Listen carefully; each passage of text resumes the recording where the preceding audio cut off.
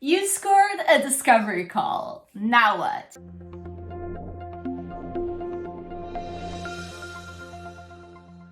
Hey everyone, my name is Sylvia and welcome to my channel. In today's video, we're going to be talking about what you should be asking your clients / prospects when you hop on a discovery call with them. I get it. Discovery calls can be nerve-wracking. It can be so stressful meeting someone for the first time and having to cause a good first impression, especially if you're an introvert like me. But I find that going in with a game plan and knowing exactly what you're there to do and what your goals are, what you want to get out of that call really helps me out and eases my nerves a little bit. So hopefully this video helps you out with your next discovery call, and without further ado, let's get on with the actual content. All right, so your first step, your first goal with a discovery call should be to learn about their brand. Ask tons of questions, be curious, learn about their values and what they're in business for, their why, what makes them go to work every single day and what makes them so passionate about what they do. This, first of all, is a good introduction to the call because it gets them talking about themselves and about what they love. So it's kind of like you don't have to do much talking, you just ask questions. And it also gives them the sense, and hopefully a solid sense, that you're actually interested in knowing about them. Because first of all, everyone likes to talk about them and things they're passionate about.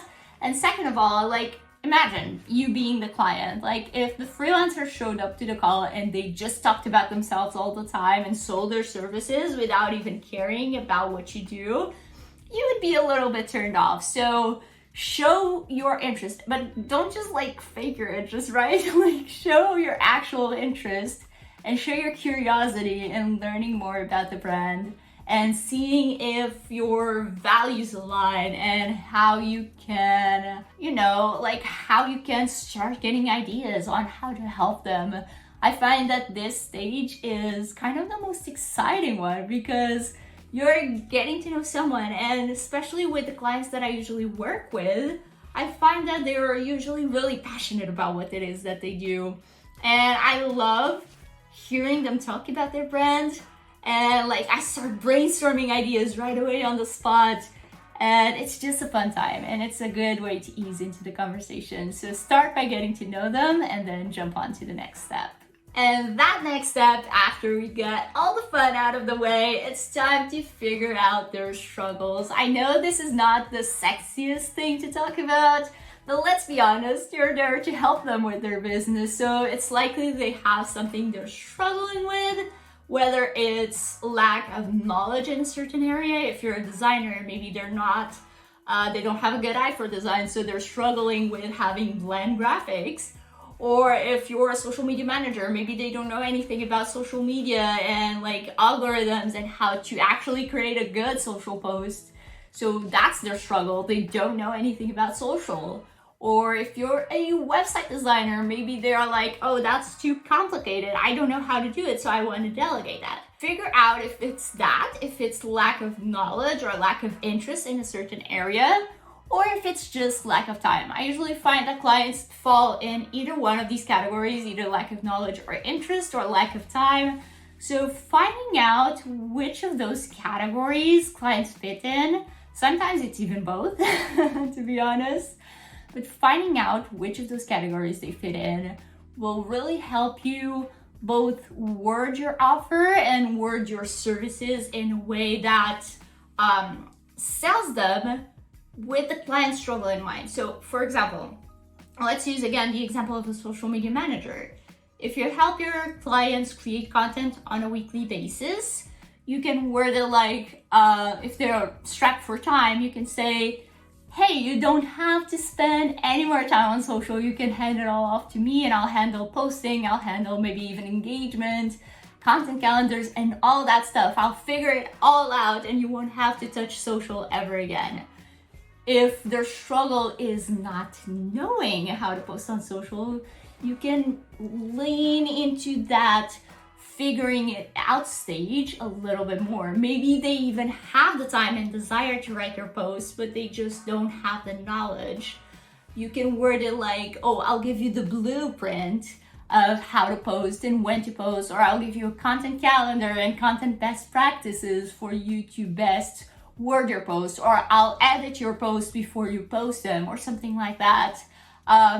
So yeah, getting to know your ideal client's struggles will really help you word your offer a lot better. I was going to say a little bit better, but a lot better.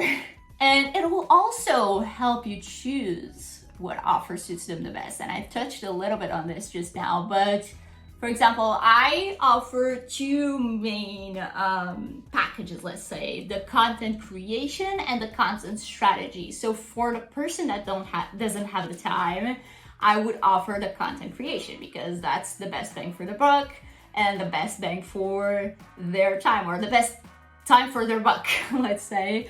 But if their struggle is not knowing what to post, I would offer them the strategy to give them the blueprint, and then they could run with it and like call me if they need anything or something like that.